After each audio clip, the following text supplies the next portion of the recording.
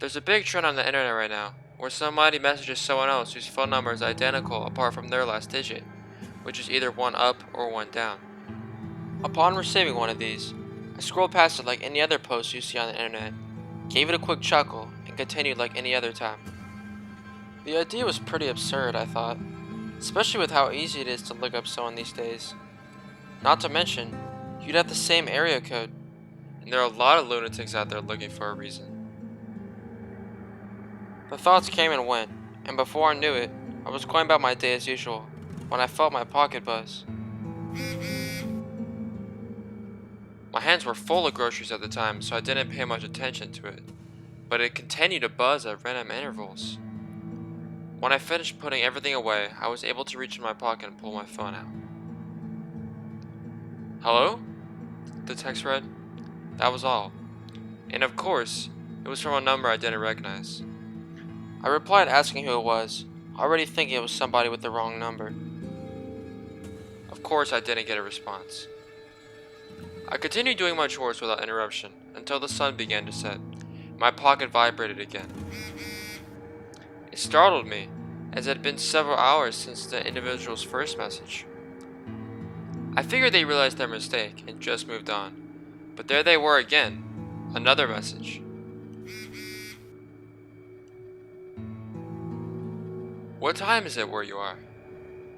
The message completely ignored what I was saying earlier, and I nearly decided just to block the number after that. I scoffed when I read the number to myself. It was the same area code as mine, so why were they asking me what time it was? That's when I had the chance to go over the number in my head. You don't really see your own number very often, so it can be hard to recognize immediately upon seeing it. But there it was, every digit in the string the same as mine, with the exception of the last one, which was a 4 instead of a 3. That was at least one mystery solved in my mind, and the realization gave me some slight relief. I got quite a chuckle from it and decided to play along. Maybe I could get a good screen grab from it that people could share around. I replied that because we're number neighbors, our time zones should be the exact same. I wanted the person to know that I was picking up what they were putting down, so to speak. "Is it hot where you are?" a new text asked. This message came in much faster. I was already getting the feeling that this person was either confused or having a one-way conversation.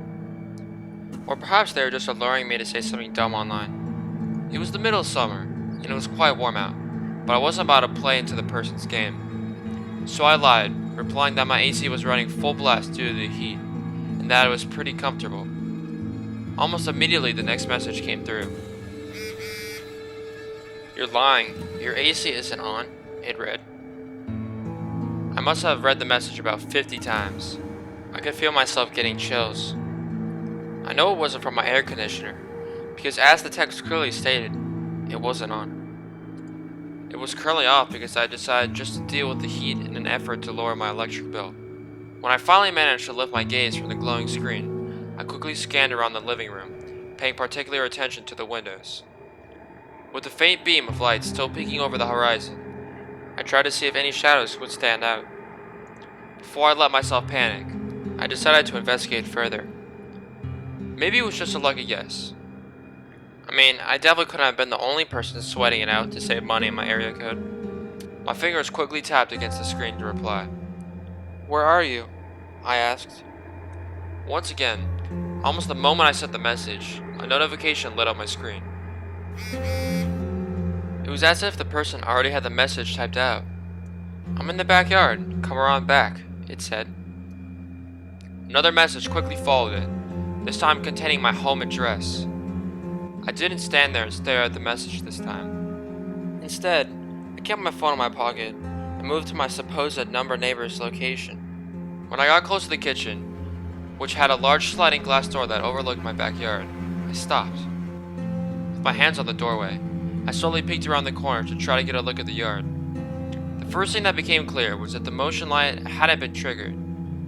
By now it was dark, so it was difficult to make anything out. I could feel myself getting more nervous as I peeked out, seeing if I could see anyone in the backyard. My heart nearly stopped working altogether when my phone vibrated once again. My senses were so on edge it felt like my whole leg was trembling. Ducking back behind the doorframe, with the glow of my phone screen being the only source of light, I couldn't believe how dark it had gotten. "Don't be afraid. We're neighbors now," the latest message read. Just as I finished reading, beams of light pierced through the dark and pressed against my back. The motion light had been triggered. Though my body was shaking and I wanted to shut down, I fought the urge and went to make a call to emergency services. But as soon as I clicked on the icon to dial a number, I received another text. It said, "We're neighbors, Darcy." The message halted my movements. It would be one thing to call me by my name, but call me Darcy? Only a couple people in my life know me by that name. The message halted my movements. My finger lowered to press the number 9. "We're neighbors, Darcy." An identical message came through once again, and when the notification for the text went away, it repeated yet again. One after another, the same text appeared at the top of my phone. I could feel the phone rattling consistently as the stream of notices struggled to come through. They just kept coming in, faster than my phone could keep up with. Within seconds, I had easily over 100 notifications. When I was finally able to press the 1 key, getting closer to making the call, I watched in horror as my input failed to register and the phone began to lag. All the texts coming in were slowing down my phone dramatically. My breath caught in my lungs after I pressed the final button, and I waited for the number I called just to appear on the screen. Finally, it did, and I let out the breath I've been holding. I pressed the green key to initiate the call. All the while, I continued to be bombarded with the same message over and over again. Before I could even bring the phone up to my ear, however, the screen flickered to darkness. I could see myself just enough from the reflection of the blank screen to watch the expression on my face drop. I was so caught up in my emotions I hadn't even noticed how hot the phone in my hand had been getting. The device was working overtime trying to get all the messages. I cursed myself for not buying a newer phone model. With the phone overheating, it must have just shut itself down or outright died. Either way, I was left completely alone and defenseless. With the motion light having gone out again, I had no idea where my neighbor was anymore. I clutched the phone and tried to steady my breathing. Any attempt I had of calming myself down was quickly cut short when I heard a window break in my living room. I recoiled in response to the impact and waited for something else to happen. If someone was going to climb in, they would have made a bit of noise and give away their position, but I heard nothing. Only my hot, stifled breath filled the air. Then there was a clink, a simple turning of a dial that caused my noisy AC unit to rattle to life and begin humming. It occurred to me that any shuffling sounds from outside would easily be drowned out by the noise my air conditioner was producing. Quickly, I turned and made my way back to the door. I thought if I was fast enough, I could make it out before the person got back. The light hadn't gone off yet, so I thought it was safe to make a run for it. Approaching the sliding glass door, my hopes were quickly dashed. The light hadn't gone off again because it had been dismantled. There it lay, discarded on the patio, completely destroyed. Panic set in as I realized the lights had an accompanying figure. A man easily the size of a bear stood just inches behind it. My eyes shut tight, and I could feel thin veins of liquid being pushed out into my cheeks. The man stepped forward and placed his handle on the door. And with one quick movement, the wooden rod locking the door snapped, and the door was pried open. The splintering of the rod sounded like bones being bent in half, which served to remind me of my own future. There was no time to think or try to concoct a plan, as intruders started coming in. Only my instinct remained. My gut told me to turn and run out the front door as hard and as fast as I could. With the pivot of my sweaty bare feet against the hardwood floor, I turned my back to my assailant. If I was more alert, I would have noticed the lights and heard the yelling, but all I was focused on was survival. In the heat of the moment, my body made a mad dash to the front door. Before I was able to reach the living room, however, I ran chest first into something. Out of instinct, I tried to fight against the obstacle. Large hands cut mine and two figures moved past me.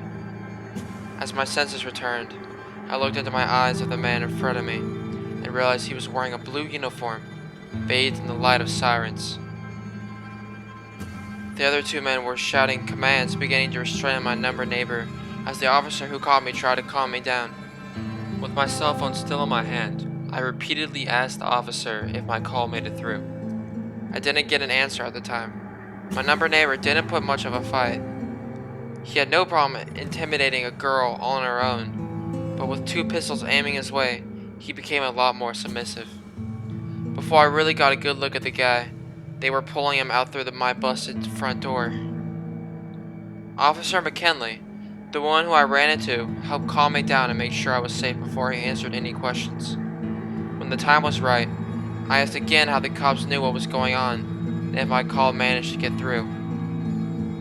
We got a call, but no one was on the other line, so we decided to come check it out, Officer McKinley said with a gentle smile.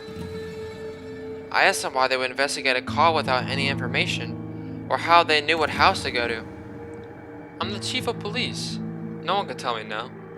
After a while, you develop a hunch for these things, he explained. Even in the dim lighting, I could see the sharp features of his face. What's your number? He questioned. I figured he needed to know for his report, so I read the number off. Once I finished reading it, he let out a booming laugh that echoed throughout the house. That's crazy, he said. We're number neighbors. Can you believe that? He laughed as he held up his phone and my eyes scanned the number. He was exactly like mine, except the last digit was a 4 instead of a 3. My stomach and his cheerful expression dropped in tandem, and he looked down at his phone, quickly typing a message. I couldn't take my eyes off him until I felt the buzz from my pocket. A new message from the same number that had sent me over 300 of the same message. But the newest one was different. It read, "No one will ever believe you." McKinley held the phone he just messaged me up to his face and twisted it left and right as he mouthed the word burner before smiling ear to ear. "Have a good night, Darcy," he stated in a commanding tone as he tipped my chin and flashed me a quick wink. After everyone had left me with 2 broken doors and a smashed window, I decided to find a motel to sleep in until they were fixed. I didn't want to risk going to my parents' place. I'm here now, in this shitty motel, unsure of my next move or how I should handle this. I don't know who the larger man was, but I know criminals will do anything to lower their sentence. All I know is that my number neighbor can go fuck himself.